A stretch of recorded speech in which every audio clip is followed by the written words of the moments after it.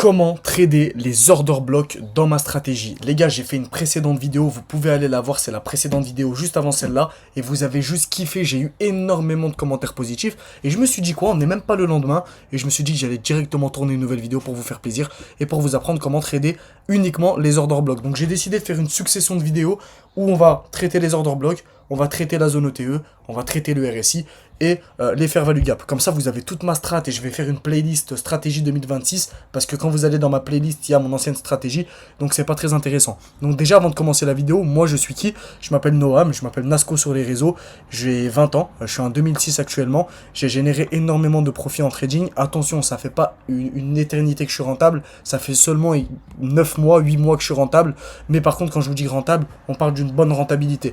Je suis financé à 400K chez Apex, Topstep, excusez-moi, et MyFunded Future. Et comme ça, vous le savez d'entrée de jeu que je suis pas là pour vous montrer des Lamborghini ou je ne sais quoi, et que je suis là pour vous apprendre le réel trading sans bullshit, comme le nom de mon groupe VLTX, pas de bullshit, que du réel. Donc, apprendre ma stratégie de A à Z sans rien vous cacher, c'est mon objectif, et vous allez vous dire, bah c'est quoi le but en fait? Pourquoi le mec il va nous faire une succession de vidéos gratuites? Qu'est-ce qu'il a à nous cacher derrière? Et bah rien du tout, j'ai rien à vous cacher derrière. Moi mon but c'est la pédagogie. J'ai eu un ancien business où j'apportais énormément de valeur gratuitement aux gens et après c'était à eux de décider s'ils voulaient aller plus loin, mais je les forçais en rien. Vous le voyez dans mes vidéos, je fais quasiment jamais, voire jamais de promotion pour mes groupes parce que ça m'intéresse pas. Quelqu'un qui trouve beaucoup de bonnes choses dans mes vidéos, il le rejoindra tout seul. Donc, aujourd'hui, on va traiter les order blocks. On va directement aller sur le graphique. Encore une fois, dans ces vidéos, je ne suis pas là pour raconter ma vie. On est là pour aller voir directement ce qui se passe sur les graphiques. Donc, je suis sur le gold. Avant de vous faire la pratique, on va passer par la théorie. Et je vais juste refresh la page. Comme ça, on n'est plus en replay. Nickel, j'ai supprimé tous mes dessins. Jusqu'à là, vous me suivez. On va commencer.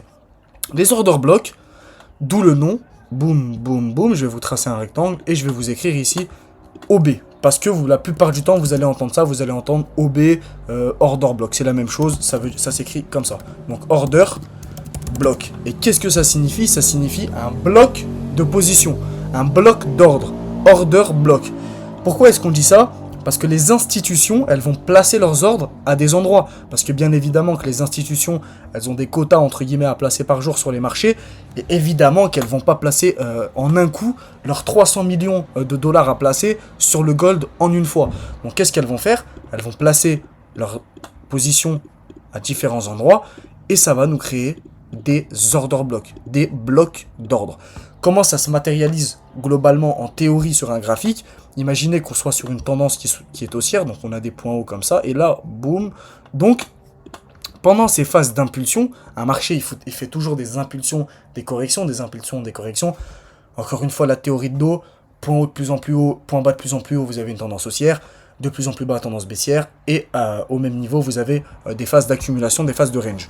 Mais quand vous avez ces périodes-là, quand vous avez ces choses-là, où on accélère violemment le mouvement, c'est pas moi et monsieur, madame, tout le monde qui avons placé 0,03 de l'eau, qui allons faire bouger le marché. Et là, vous allez me dire, oui, mais si, parce que nous, on est plein dans le monde à trader. Mais bien sûr que oui, on est des millions et des millions et des millions à rentrer en position. Mais des millions et des millions qui rentrent en position avec des 100 $ de risque et des positions qui, la plupart du temps, sont petites, et des institutions qui injectent 175 millions de dollars, et là, je vous donne un chiffre au hasard, mais je pense qu'ils injectent bien plus en réalité, bah on fait pas le poids, c'est pas pareil. C'est pour ça qu'à chaque fois je vous dis, le marché, le trading, c'est une question de probabilité. Parce que vous pouvez être à la vente, à avoir un setup magnifique. Vous avez, peu importe votre stratégie, je m'en fous de ce que vous tradez, vous avez un beau setup à la vente. Ah, il y a une institution qui décide de se placer à l'achat avec 7 milliards. Bah malheureusement, votre strat elle est bien belle, mais la probabilité va faire que malheureusement, vous allez probablement avoir un trade qui va être perdant. Donc s'il faut savoir avec les order blocks, on va prendre le cas des order blocks haussiers, parce que moi je traite que les order blocks haussiers, et ben en fait ça va être la dernière. Prenez des notes, hein, c'est important, et n'hésitez pas à me dire dans les commentaires, bah, est-ce que vous voulez des vidéos spécifiques, est-ce que vous voulez des vidéos plus poussées, ça m'intéresse, et je pense que ça vous intéresse aussi de donner des idées tout simplement dans les commentaires. Donc c'est la dernière bougie baissière, avant le move haussier, et on parle d'un move la plupart du temps qui est agressif.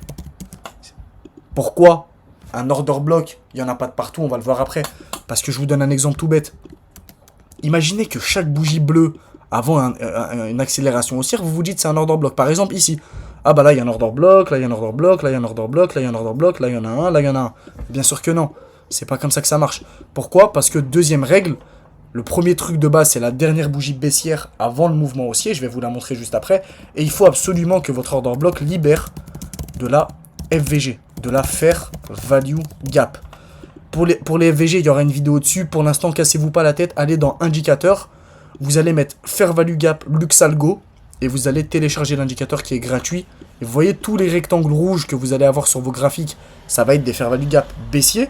Donc théoriquement, ça devrait servir de résistance. Et tous les rectangles gris, vous, je crois que ça sera bleu ou vert. Et bah ça va être des zones de support. Ça va être des Fair Value Gap haussiers. Jusqu'à là, vous me suivez. J'essaye d'aller doucement. Donc, libère de la Fair Value Gap. Donc, en théorie, imaginez qu'ici, dans cette impulsion, bah forcément, on a une petite bougie baissière qui est ici. On s'imagine. Je vais la mettre en rouge. Imaginez qu'on a une bougie baissière. Et bah vous, votre réflexe, quand elle va libérer de la FVG, hein, on reprend nos règles. Donc, imaginez qu'il y a aussi un Fair Value Gap ici. Je vais le mettre en Fair Value Gap bullish, donc Fair Value Gap haussier. Et bah dans ce cas-là, instinctivement, ce que je vais faire, c'est que je vais prendre le rectangle ici, dans mes machins là. Et je vais prendre le bas de la bougie baissière, le haut de la bougie baissière, et je vais tracer de gauche à droite. Et là, par exemple, je vais vous mettre order block, hop. Et là, j'ai un order block. Ok, là, il est valide, il libère de la FVG. C'est la dernière bougie baissière avant la grosse impulsion haussière. Mon order block est totalement valide. Et la plupart du temps, vous allez voir, on va le voir dans les exemples, ce qui va se passer, c'est que le marché va faire son cours, voilà, peut-être qu'il va faire son move, il va aller très haut, nanani, nanana, boum. Et bah, quand il va arriver la plupart du temps, encore une fois, c'est qu'une question de probabilité. C'est pour ça que vous devez coupler plusieurs choses à votre stratégie et non pas trader les order blocks tout seul, ça n'existe pas. Et bah quand vous allez arriver sur votre order block, et bah la plupart du temps, vous allez avoir une grosse réaction haussière. La plupart du temps. Pourquoi? Parce que les institutions, elles ont ouvert des ordres ici et elles doivent les clôturer. Donc l'order block sert de support. Ok, il ne sert pas de résistance, il sert de support pour continuer dans la tendance du prix. Ok. On va aller sur les graphiques. Bon, la théorie, c'est bien beau, mais si vous ne savez pas comment ça marche, ça va vous servir à rien. Donc, globalement, je vais essayer de prendre des beaux exemples. Par exemple, ici. Et là, c'est un bon exemple. Pourquoi? Parce que, regardez, qu'est-ce qu'on a dit? On a dit qu'on doit avoir ça avant un mouvement haussier. Donc là, on a très clairement un très gros mouvement haussier. Vous êtes d'accord avec moi? Même si je suis en 3 minutes, hein, c'est un très gros mouvement haussier, d'accord. La dernière bougie baissière avant le mouvement haussier. Est-ce que c'est celle-ci? Non. Est-ce que c'est celle-là? Non, on doit prendre l'order block initial. L'order block, le premier order block de tout le mouvement. Donc on va prendre celle-là. Ok, donc il a dit la dernière bougie baissière avant la hausse. Je vais la tracer.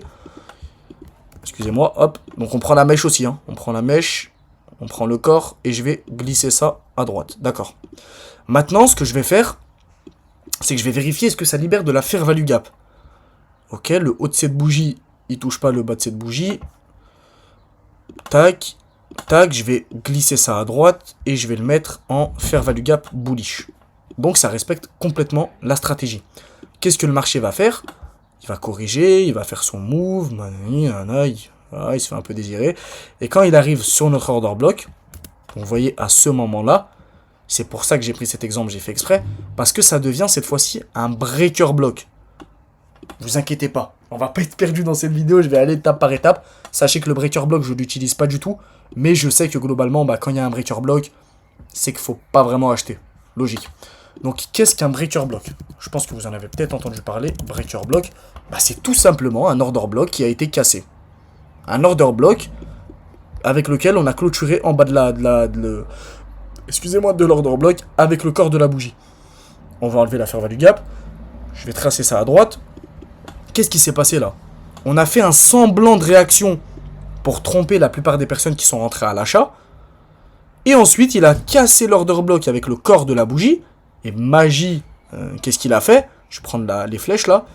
Il est venu se réappuyer sur l'order block et il est parti à la baisse. Breaker block. Faut juste faire gaffe à ça, sinon on s'en fout du terme. On s'en fout de comment ça marche. Dans tous les cas, dans ma stratégie, c'est pas du tout quelque chose qu'on va utiliser. Mais c'est pour vous expliquer que parfois, probabilité, on va pas avoir des order blocks valides qui vont pumper à la hausse. Sinon, je prendrais tous les order blocks et je serais multimilliardaire. Mais on va avoir des breaker blocks et on va en avoir tout simplement sans breaker block, mais qui vont juste pas réagir. Donc là, on va revenir en arrière. C'est un peu compliqué parce qu'on a un marché très baissier là en ce moment. Donc je vais essayer de remonter plutôt plutôt aux anciennes semaines. Voilà, nickel. Alors, cherchons des exemples qui sont clairs et nets. Et là, il y en a un qui est parfait. Qu'est-ce qui se passe ici? Ici, on a une accélération haussière. Vous êtes tous d'accord avec moi? En plus, elle continue après. D'accord. Ok, il a dit la dernière bougie baissière avant le mouvement haussier. Est-ce que c'est celle-là? Bah non, ça commence en plein milieu. Celle-là, ça commence en plein milieu. À mon avis, ça doit être elle. Bien vu, celui qui l'avait vu. Je vais tracer mon rectangle. Je vais le tirer vers la droite. Là, pour le coup, je vais le tirer au max vers la droite. Ici. Est-ce que ça libère de la fair value gap? Je vais regarder. Le haut de cette bougie, il touche pas le bas de cette bougie. D'accord. Donc là, effectivement, j'ai un order block. Et là, j'ai un fair value gap. Ok. Le marché, il fait quoi? Il fait son move. Voilà, il fait ce qu'il veut. Il fait son chemin. Et comme par magie, qu'est-ce qu'il vient faire? Il vient se réappuyer quasiment 3 fois, 4 fois sur mon order block. Qu'est-ce que vous voyez là, ici, les gars? Là, qu'est-ce qu'il y a là, ici? On le touche, hein. Je sais pas si vous voyez bien, mais on le touche complètement. Et ça rejette instantanément. Ce qui me montre que ici, il y a un intérêt. Ici, il y a un intérêt à rentrer à l'achat. Est-ce que c'est ma stratégie? Non. Mais aujourd'hui, on voit les order blocks. Donc, imaginons que je serais rentré ici. J'aurais mis mon SL en bas de la mèche. Et imaginons, j'en sais rien, moi, c'est quoi votre stratégie? J'aurais visé un RR de 2. Et bah, figurez-vous que votre trade serait passé. Vous voyez, hop. Enfin, votre trade serait passé. Bon, là, si on met RR de 2, vous serez fait BE, mais vous m'avez compris dans la compréhension de la chose. Est-ce que vous comprenez? C'est ça. C'est pas très compliqué à comprendre, genre vraiment. On va prendre un autre exemple. Est-ce qu'on est déjà venu chercher cette zone-là? Non, celle-là, on l'a cassée. Ok. Boum, boum, boum. Ici, qu'est-ce qui se passe ici? Regardez. Ici, qu'est-ce qu'on a? On a un gros accélérateur haussier. Donc là, boum, boum, boum, boum, boum, le marché il s'explose à la hausse. Et c'est pas madame et monsieur tout le monde qui sont rentrés à l'achat avec leur MT5 à 200 € qui ont fait ça. Quelle est la dernière bougie baissière avant le mouvement haussier? Bah, c'est celle-ci. Je vais tracer ça à droite. Je dézoome un peu. Boum. Bah, qu'est-ce que le marché vient faire? Il vient pile poil se réappuyer dessus et il rejette. Et il revient se réappuyer dessus et il rejette. Est-ce que vous comprenez? Ça libère de la FVG? Oui. La FVG, elle est juste un petit peu plus haute, regardez. On prend le rectangle. Le haut de cette bougie touche pas le bas de la troisième. Là, il y a un FVG. Donc là, pour moi, c'est ok, ça compte. Alors, petite préférence personnelle, je préfère quand la FVG est libérée directement après l'order block. C'est-à-dire qu'elle est libérée entre cette bougie et cette bougie. Vous savez qu'elle soit libérée comme tout à l'heure, en fait, directement. Qu'elle ne soit pas libérée après comme là. Autre exemple.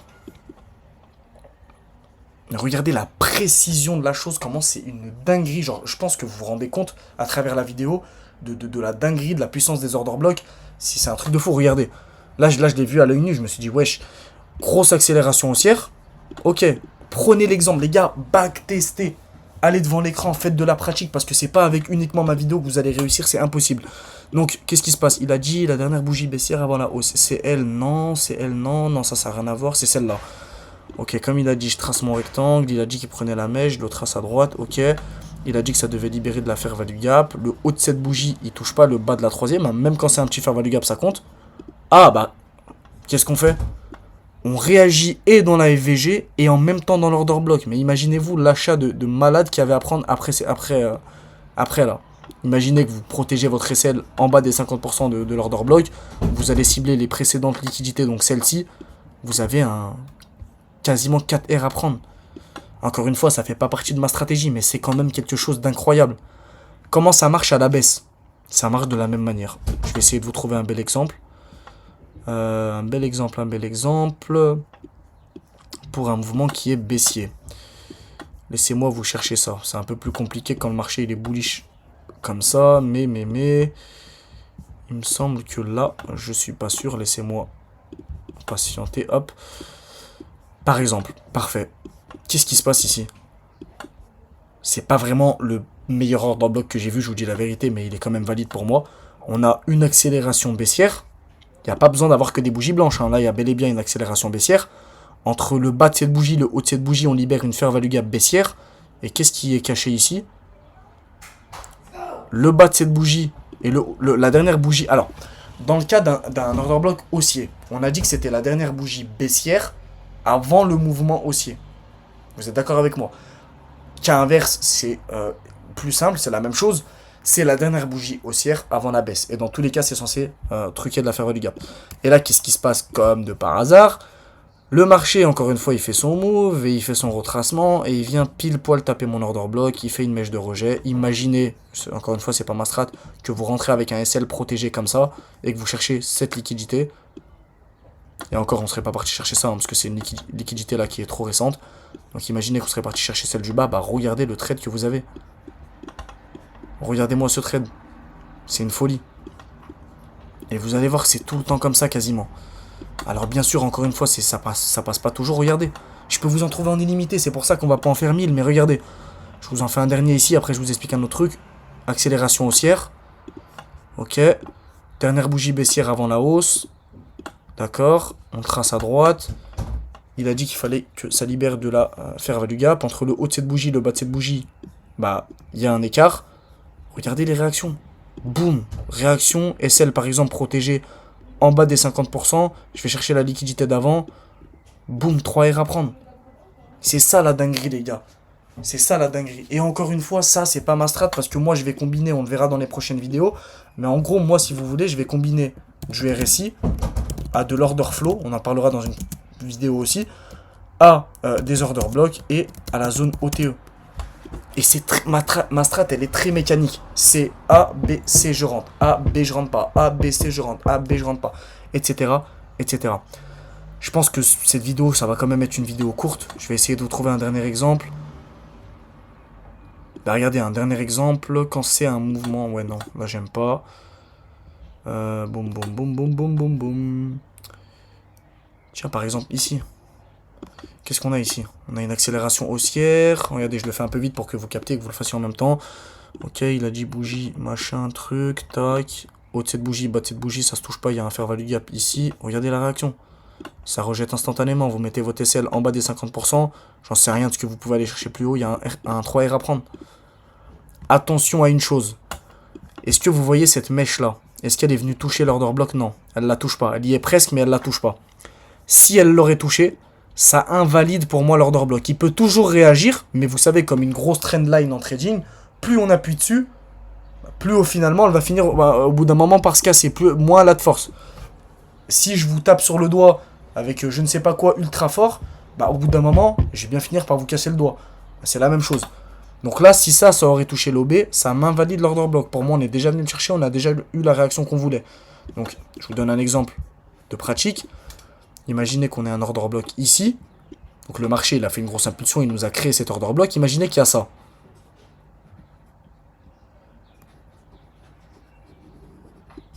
Imaginez qu'il y a ça. Est-ce que je vais m'amuser à attendre une réaction haussière pour l'acheter ici? Bien sûr que non. Pourquoi? Bah parce que malheureusement pour vous, on est déjà venu le chercher dans cette zone.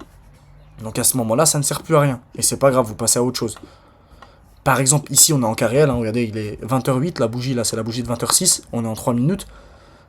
Est-ce que ça, c'est un order block? Celui-là? Non. Parce que oui, effectivement, il y a un mouvement haussier qui s'est créé. Mais où est-ce qu'elle est, la fair value gap, là? La fair value gap, elle est créée après. Je suis pas trop fan quand ça fait ça. Moi, je préfère que cet order block-là, vous voyez, hop, si je le trace, on n'est pas un... Je le trace ici, je le pousse à droite. Et ben, j'aurais préféré qu'entre cette bougie et cette bougie, il y a immédiatement un gap. Et là, c'est pas le cas. Est-ce que là, il y en a un non plus? C'est pas un order block. Est-ce qu'on peut trouver un order block baissier? Bah regardez, il y a un order block baissier là, ici. La dernière bougie haussière avant le gros mouvement baissier. Ici, il y a un order block baissier. Et on a une fair value gap qui est libérée. Donc on pourrait s'attendre, encore une fois, c'est une question de probabilité, à ce que le prix fasse son move. Boum, il revienne là et boum, il se casse les dents. Est-ce que vous avez compris? Si vous n'avez pas compris, vous me posez un max de questions dans les commentaires et je répondrai à tout le monde. J'ai accompagné les gars une dizaine de débutants, accompagnés dans un groupe qui est solide, le groupe VLTX. Ce n'est pas un groupe d'affiliation, ce n'est pas un groupe achat, vendez, faites attention à vos lots. Ça n'a aucun intérêt de faire ça. Ça apprend à personne le trading, ça apprend à personne le métier, parce qu'effectivement, c'est pas un business, c'est un métier qui est très complexe, surtout au niveau de la psychologie. On n'a pas un cerveau qui est développé pour prendre des pertes et pour avoir tort à longueur de journée, en sachant que sur ma stratégie, moi par exemple, j'ai 50% de win rate, donc je gagne 50% de mes trades et je perds 50% des trades. Sauf que quand tu perds 50% des trades pendant une semaine, c'est un petit peu plus compliqué au niveau du cerveau. Mais ça, avec le temps, ça se développe. Donc vous voyez, je vous ai mis quelques résultats, c'est des résultats légers. Bon, si vous voyez encore une fois, comme je l'ai dit dans la précédente vidéo, moins 75 €. Angie, si tu passes par là, c'est un élève à moi, très discipliné, et qui m'a suivi dès le début, qui a malheureusement fait une petite période de drawdown, et ça arrive à tout le monde. Ça, Je peux pas dire le nom, mais c'est un mec sur Instagram avec qui je parle qui trade uniquement ma stratégie. Il est passé de 50 euros de dépôt à 101, ce qui est une très bonne chose. Et ici, je vous ai mis un peu, vous pouvez faire des screens si vous voulez. Bah, qu'est-ce que j'envoie dans le groupe? C'est pas un groupe où il y a que ça. Dans le groupe, je vais vous montrer, je sais même pas pourquoi je parle. Je vais vous montrer, regardez le groupe, il ressemble à quoi? Il ressemble à ça. Il ressemble à résultats membres. Donc là, vous avez tout le résultat que les membres y postent. Vous avez les lives et vous avez toutes les diffusions des lives, regardez. Donc là, le 21-04, on a fait 7 R en live pendant 30 minutes. Ici, on a fait 3 R en 1h43. Ici, c'est une session de backtesting. Ici, c'est une session de backtesting. Dans le planning, le planning des lives. Alors, excusez-moi, je reçois une alerte comme quoi le marché est en excès. Et regardez, par exemple, là, le marché il est en excès. Ici, globalement, qu'est-ce qui peut être intéressant comme zone? Je vais aller en M1. Là, il n'y a rien qui m'intéresse, donc je prends pas. Est-ce qu'en 15 minutes, il y a quelque chose qui m'intéresse? Peut-être. On a peut-être une zone OTE, là, ça peut être intéressant. Le bas de cette bougie et le haut de cette bougie. Ok, là, ça aurait été probablement un achat intéressant. On reviendra après voir comment ça a réagi. Je reviens sur le groupe. Vous avez le planning des lives. Donc ici, on live lundi, mardi, mercredi, jeudi, vendredi. Donc il y a 2 lives par jour. Les 2 lives par jour, j'ai un peu abandonné l'idée. Maintenant, ce que je fais, c'est que je fais un live de plusieurs heures. Vous avez le journal de trading. C'est là où je vais envoyer tous les résultats de ce qu'on a fait la journée, la semaine, etc. Et la salle de marché, c'est là où les membres discutent ensemble. Il y a un peu de bonne nuit, il y a un peu de bonne humeur tout le temps. Et radar setup, c'est là où j'envoie tous les setups. Strat respecté en cas de BE, zéro regret. Bref, vous pouvez faire des screens, des enregistrements d'écran si vous voulez pour voir les résultats. Ouais, vous voyez, par exemple, là, la réaction n'est pas mal. Là, hors live, avec une bonne impulsion, parce que cette bougie-là, je peux pas rentrer dessus, je serais rentré à l'achat. Mais ma strat, je la respecte, il y a les FOMC là maintenant, donc je vais éviter de rentrer. Et voilà. Merci d'avoir suivi cette vidéo. Dites-moi dans les commentaires ce que vous en pensez. J'espère que vous avez kiffé les concepts. J'espère que vous avez kiffé le début de cette succession de vidéos YouTube que je vais faire, que je vais mettre dans playlist. Voilà les gars, ne lâchez jamais le trading. Je vais faire une petite aparté par rapport à la psychologie. C'est que moi, je reviens d'un business où j'ai fait 3 ans d'un business, où j'ai fait énormément d'argent. Il m'est arrivé une galère de santé en septembre, excusez-moi, 2025. Donc là, il y a quelques mois, dans un avion, malheureusement, c'est encore pire. Mais bon, il m'est arrivé ce qui m'est arrivé. Alhamdoulilah, comme on dit toujours. Et en fait, il faut toujours y aller. Regardez, je suis passé du tout au rien et je suis repassé du rien au tout, entre guillemets. Je suis passé de... Globalement, je faisais à peu près 50 000 euros par mois de chiffre d'affaires. Je suis passé de 50 000 euros par mois de chiffre d'affaires à plus rien. J'ai fermé ma boîte, j'ai arrêté mon business, j'ai clôturé mes comptes TikTok, etc. Et je suis passé d'un coup au trading. Et en quelques mois, je suis devenu rentable. Pourquoi? Parce que j'avais déjà cette mentalité. De ok. Je me suis posé comme ça devant mon écran à 3 heures du matin. Ok frérot, t'as fait quasiment 400 000 euros. T'as 19 ans. J'avais 19 ans, du coup là j'en ai 20. T'avais 19 ans, t'as fait quasiment 400 000 euros. Qu'est-ce qui va te freiner à aller refaire ces 400 000 euros? Mais rien. À part la santé, encore une fois. Mais rien peut m'arrêter. Rien. Et vous devrez avoir la même mentalité de vous dire, ok, en trading, t'arrives sur un momentum. Momentum. Il y en a plus. Momentum, il y en a plus. Et tu boudes, et machin, il y a des SL, il y en a. Mais frérot, fonce. Et encore une fois, je reprends le même exemple. Comme une grosse trendline en trading, tu pousses, ça touche. Et finalement, ça finit par casser.